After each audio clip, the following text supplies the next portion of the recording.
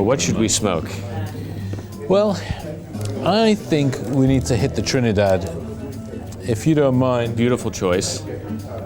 The Fundador is quite special. It's incredibly elegant and refined, and I think a perfect reflection of my company this afternoon. You're too kind.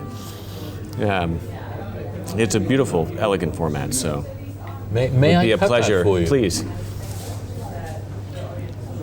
You know, I haven't smoked very many Trinidad, so this could indeed be my first. I'm not sure.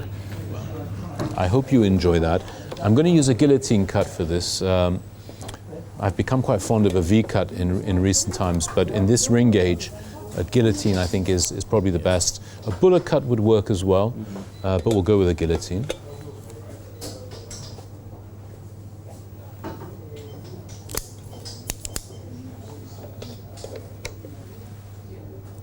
May I light it for you? Please.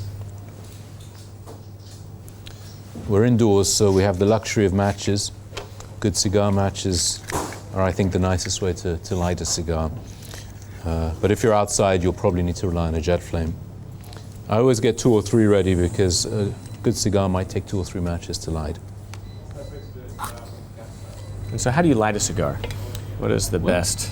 The key is to use something that doesn't create an aroma. Okay. So don't use a Zippo, paraffin. Anything else can work, including matches. You'll note that I'm bringing the tip of the flame to the cigar. This is the hottest part of the flame. And I'm just toasting it up. I'm getting it going. You don't want to scorch the cigar with a really super hot flame unless you absolutely have to. And so initially you're waiting for the sulfur at the tip of the match to fully burn before you bring it to the cigar, again, to avoid contaminating the tobacco with any type of foreign aroma. Exactly right. That's a very good point. Even with cigar matches, they will have sulfur, of course, at the end. You let that burn off. The wood of the match as well, non-odorous. Of course, Davidoff is careful with that, and most cigar matches will use non-odorous wood. What about cedar cigars? I've seen some cedar cigars marketed for... Cedar splints and so on, yeah. Cedar is a very sympathetic, perhaps, material for lighting and storing cigars. The aroma doesn't interfere with the cigar, and people do sometimes use old cedar dividers from cigar boxes to light their cigars. Perfectly fine.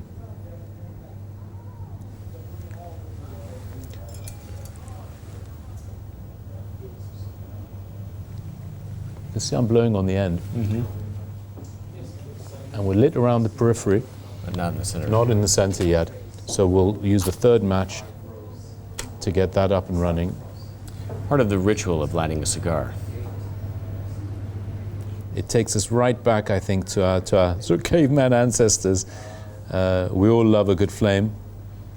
It brings out the meditative, peaceful side of, I think, our natures.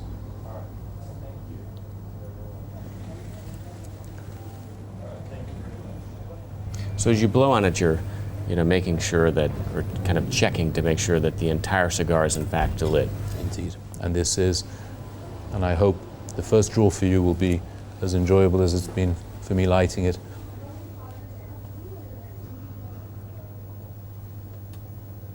Beautiful. Thank you. You're going to join me, right? I will, with pleasure. I'm not very good at resisting temptation. A hazard of the profession, I suppose. Taste and find cigars. Kirby, you know a lot about my smoking enjoyment. I would love to know what brought you into cigars. What was your first experiences and enjoyment of a cigar? It's a good question. I mean, I think, to me it always just kind of went along with, kind of the finer gentleman pursuits. I mean, enjoying nice clothing, a nice scotch, a nice cigar. The more I started smoking, I think what I enjoy most is the great conversation that comes along with a good cigar. I mean, if I'm ever smoking a cigar, either I'm doing one of two things. Either I'm working or I'm in good company. And so what I love about a cigar is I find it more than anything else is a commitment to time, right? So if we're going to light a nice cigar, we're kind of committed to spending some time together and or at least enjoying one's time. And that's one of the reasons I find myself that I prefer some of the longer formats. Mm. You know, if I'm going to smoke, it's going to be an occasion. You know, I don't ever have a quick smoke. I think that's absolutely right. I think for all of us cigar smokers, we're carving out a piece of our day and a bit of our time. This is really our excuse. Yes. And I don't know if it's the same for you. I do almost all my smoking in good company. Absolutely. Very rarely is it solo, no? Yeah, I mean, I certainly prefer to smoke in good company, there's no question. I mean, I often say that I never smoke one cigar, I smoke two cigars. Mm-hmm. The cigar I'm smoking and the cigar I brought along for a friend. Mm-hmm. You know, it's one of the obligations of being someone that enjoys cigars as much as we do is really, you know, the privilege of sharing those with good friends.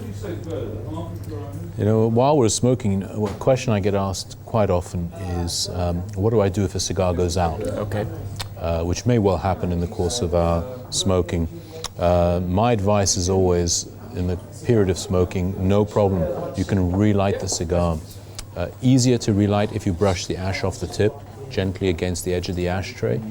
If you can, you keep the ash on the cigar as long as possible because that keeps it lit much longer than it would without the ash. But if you must relight, no problem.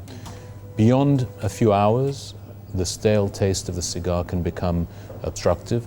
And certainly overnight, if you've had a cigar, probably not a great idea to finish it in the morning. Even a few hours after it goes out, I find that it never smokes the same. I agree. Any tips? I mean, I've got a friend that says that his father would, if he knew that he had to put his cigar down for a little bit, would blow out to force any smoke out of the cigar, and then he would put it in a tube and close it, and it would suffocate the cigar and smother the flame. You ever tried that? Not for extinguishing, but certainly for what's called purging, which is blowing out of the cigar before you stop smoking it. I do agree with that wisdom. It seems to push out any of the latent, the burnt flavor that you'd get in the cigar. I don't know whether putting it in the tube would make much difference to how it will taste in an hour or two. But it's one to try, perhaps. Yeah, well, his father swore by it, so he would often smoke half of a cigar at night and finish it in the morning. But I prefer to finish my cigars. I agree with you. Hence why you have so many different sizes and shapes. Yeah. You really try and pick the cigar that suits not just what you feel like, but the time you have. So how does cigar collectors, I mean, I'm sure you deal with a lot of collectors here. How do they approach their collecting? I mean, do they just develop an affinity towards one brand like I have in many ways with Bolivar, or a particular format, or even a specific cigar? Or do you have some gentlemen that just enjoy trying a little bit of everything? Certainly both. I think in the life cycle of a cigar smoker, when you first begin to really enjoy cigars, you tend to develop an interest in one particular cigar above everything else. The one that really captures your palate and you love. And what will often happen is you will end up building up a collection in that particular cigar. So it could be, certainly with Cuban production, age can make a very big difference to the enjoyment of the cigar. So they might search for older examples of that particular cigar and develop a depth to their collection so that they're rotating their stock and smoking something with 3 to 5 years of age versus very, very recent production. And then normally what will happen, you'll get a little bit of brand and size fatigue. You might want to explore across the same size but into a different blend. Or you might just have had enough, I want to go to a totally different jurisdiction, totally different flavor profile, and that's when people tend to get more exploratory. Do you keep cigars at home? I do, although you'd think I'm crazy too, but I do. And what's in your humidor right now? What do you go to? I've got a mixture. I've got mostly things that have been gifted to me. It could be regional editions from other countries. Some of my older Cuban Davidoffs, we're very lucky we have a 25th anniversary Davidoff that we produced for our 25th birthday. Okay. I still have a couple of boxes of that, and I keep that for very, very special occasions. But also different sizes, different shapes, depending on how I feel. Most of my domestic smoking would happen on a Sunday. Okay. So what is your Sunday smoking ritual? Deal with the kids first. After lunch, perhaps, if we're outdoors, the weather permits, then I'll have a lovely cigar. Doesn't happen every Sunday. My children are quite young, but sometimes. Where's your favorite place to smoke? Do you have a balcony or a terrace? No, outdoors, not at home, but close by. Okay. A nearby restaurant. By the way, I've noticed something which is not uncommon. It does happen to cigars. What's happened is, as you've been smoking through, there's been a slightly underfilled section of the cigar, so the flame has gone through and started to light lower down than the rest of the leaf. There is a way to rectify that, and it's I would just burn around it, okay. Which seems like a terrible waste of tobacco, but that will normally sort out the problem, and it'll even up again. I'll show you what I would do in this situation. I would just go around that section. It'll involve smoking a slightly strange shape for the next 10-15 minutes, but then it should even up.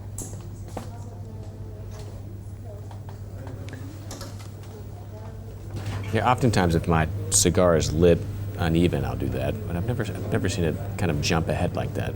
Yeah, it's thankfully not too common, but it does happen.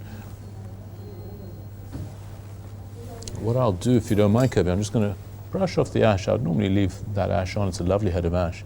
I'll brush that off. Yeah, you can see there's a little hole there. You yes. see? Mm-hmm. And sadly, that does happen. It's a handmade product. That's where it's gone through. If you continue with that... Still smoking well, though. I hope so. And if you continue with that, it should even up quite nicely. If not, we'll touch it up again. If you enjoyed this video, give us a thumbs up, and please subscribe to our channel and turn on your notifications by clicking the bell to the right of the subscribe button so that you can learn whenever we release new videos. If you have any questions or comments about anything we discussed on this video, please ask them in the comments section below. And of course, please visit hangerproject.com, where we have the largest, most comprehensive collection of luxury garment care and shoe care accessories in the world, as well as many other incredible products for the well-dressed. And while you are there, subscribe to our newsletter to receive notifications of new product launches, promotions, as well as a weekly digest of all the videos we publish here on our YouTube channel.